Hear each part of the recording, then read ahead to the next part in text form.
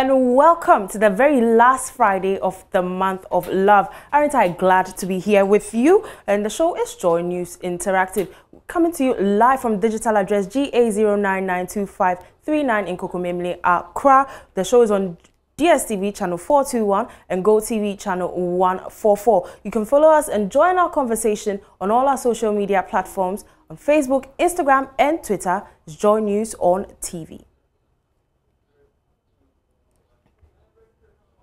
My name is Selina Ampo. Yesterday, President Akufo-Addo gave the State of the Nation address. I'm sure all of you watched it. He touched on several achievements of the government and also some of the things they are hoping to get done. But the State of the Nation address was met with some mixed reaction because some people believe he didn't touch on some pressing issues in the country. One of those who felt the certain key issues left out was former President John Dramani Mahama, who took to Twitter to vent. From his tweets, the State of the Nation address is still on Twitter's top trending list. Let's read some of his tweets. And we have John Dramani Mahama's tweets, who says, the president put out a number of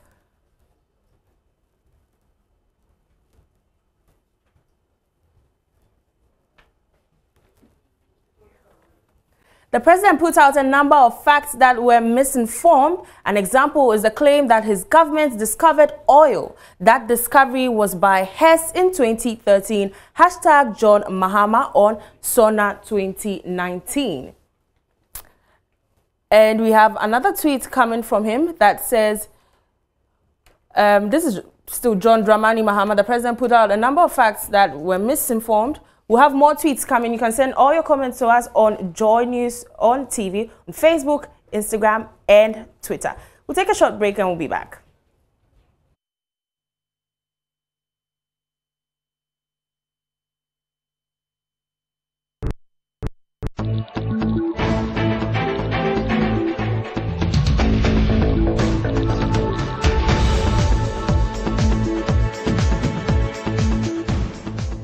Welcome back from that short break. Let's hop on back to Twitter to find out what former President John Dramani Mahama was saying about SONA 2019. Keep all your comments coming on Facebook, Instagram, and Twitter. The show is Joy News Interactive, and our handles are Joy News on TV. Away from that, can you imagine living a life without your cell phone? And just imagine it, living your life without yourself. For most people, going out of their homes without that important little gadget makes them feel like they've left an important part of themselves at home. But well, for today, we'll be having Kobe Spikey Nkrumah on the show to help us understand phone addiction and how we can overcome it.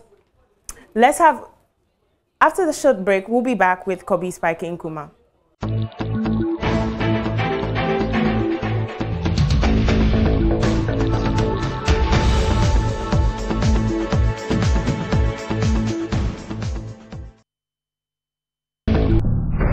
Welcome back from that short breather. Now it's time for us to talk to Kobe Spikey Nkrumah about phone addiction. Hello, Kobe. Hi. How are you? I'm good. How are you? I'm amazing. Kobe, so now when we talk about phone addiction, what exactly is phone addiction? So it's when people cannot let go of their cell phones. Like I'm holding mine right now. Okay. I can't let go of it. But the fact that you're holding your phone or always with your phone, does that mean that you're addicted to it? Nope. It doesn't mean you're addicted to it. What actually happens is that some people work with their phones, so constantly they have to be on their phones. But then there are people who cannot fight the impulse to pick up their phones when they don't need it. Like you're about to go to bed. Some people have to be on their phone and then fall asleep whilst being on their phones. They wake up first thing in the morning, they grab their phone to check social media and everything. Yeah. If you are the kind of person that does that, you should know that you're addicted. If you don't need to touch your phone, but you just feel like, I need to grab it. You know, you're sitting at a table, you're eating, and you have your phone. You're in the midst of people, you're talking to them, but you have your phone. You're at a party. You're at a party, you're supposed to, engage with people, socialize, you're on your phone. Then you should know you have a problem. And psychologists have said that it distorts interpersonal relationships. Yes, it does. Depression. Is that true? it has actually been connected to all these two things that you mentioned, interpersonal relationships. I mean, if we're here right now and I'm like, oh, yes, yes, yes, I'm not paying attention to you. I'm just doing my own thing. Secondly, if, you tend to be looking for gratification from all these social media and everything. That's where they're looking for all the gratification from, not from people. Okay. So they lose touch with the human interaction and all that. It's some way. I want to find out what are some of the reasons, or should I say applications on the phone that make people so addicted to it? Social media, number one. Well, aside social media. Games. Okay. And basically some people are actually addicted to taking pictures of themselves. Like pictures and videos, they just constantly all the time. I don't know how many different types of the selves they want to see, but that also is an addiction. If you find yourself taking more than 500 pictures of yourself in a day, that is a problem. So would you say having a phone is the technology phones or mobile cellular phones, are they blessings or curses? Well, everything is a blessing and a curse depending on how you use it. So if you decide that you're going to make it dictate how you live your life, then you might as well be cursing yourself. But if you decide to use it productively, then it is a blessing. Okay. Thank you very much, Kobe Spike Nkrumah, on that interesting revelation on how phone addiction is on the rampant. And psychologists are saying that it can lead to lack of interpersonal relationships and depression. But before we wrap up our show, I haven't forgotten, we have the most watched video of the week. Our first most watched video is having, I think that video had 317 reactions, 4.1 thousand views, 74 comments, and 5,252 shares. And our first most watched video is the video of Don Little, who says our leaders are selfish. Let's take a look at that video. Ghana, we are selfish. And the reason why Ghana is not moving on because of our leadership and our elders and our presidents, and our vice. Why? Because they are the people who have the money. They're supposed to help their country so that their country will grow. But rather, they don't help their country. They only want their name. If something just happened and they will go and pledge, I'll give this, I'll do this. It is very bad. We have some people that they are suffering. They are not helping them. But if somebody just caught somebody with sword or knife, they will rush and go to the person. I'll give the person this, I'll buy the person house. That one is very bad. And they'll be driving cars along the street and the public. They'll be seeing the street boys and the street girls. They don't have parents.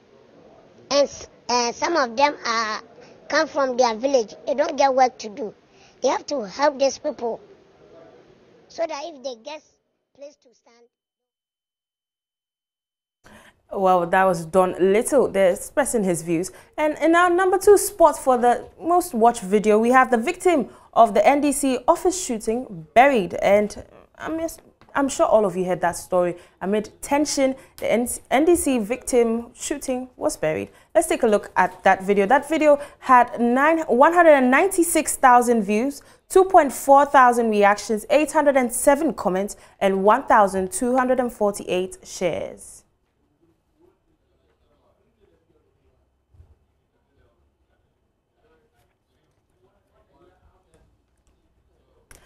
Oh, yes. Now, our last most watched video had 80,000 views, 1.2 thousand reactions, 1,144 comments, and 1,393 shares. That video is the video of DSP Azugu, who was at the Ayawaso West Commission of Inquiry talking about his boys and how they overreacted on the arrest of the suspect. Let's take a look at that video. As the commander of the day and present at the scene, did not see anything? Oh, my lord, I'm saying that even the video confirms it, my lord. No, I want you to tell me. Yes, what do you say? Forget about videos. Let's stay with you. You are the commander of the SWAT team. On the day you were present, yes, DSP, how did your men handle these citizens of Ghana?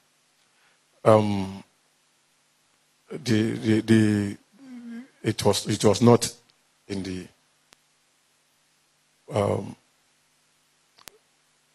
proper manner. They did not handle them in a professional way, the way they were taught to. And by not handling them in a professional manner, what exactly are you saying? We need to know as a commission. Based on that, we have initiated different action. DSP, since you are struggling to tell us, let me help you. Yes, my lord. Did your men beat these people up? No, sir. Their idea of minimum force that we saw on TV was, too much for all of us. DSP, they were trying to DSP, minimum force to subdue them. Before you go on, please, let me remind you of your oath. Yes, my lord. Okay. We are not here to persecute anybody. Yes, my lord. The commission needs to get to the bottom of this. Yes, my lord. And we want you, as I told you, to be as candid as possible. Yes, my lord. Please. Yes, my lord. Tell the commission, what exactly did your men do to these people? My lord, as I stated already, when the 9 persons were arrested, some of them surrendered peacefully and were taken to the vehicle, but some decided to run away from lawful arrest. And the boys pounced on them.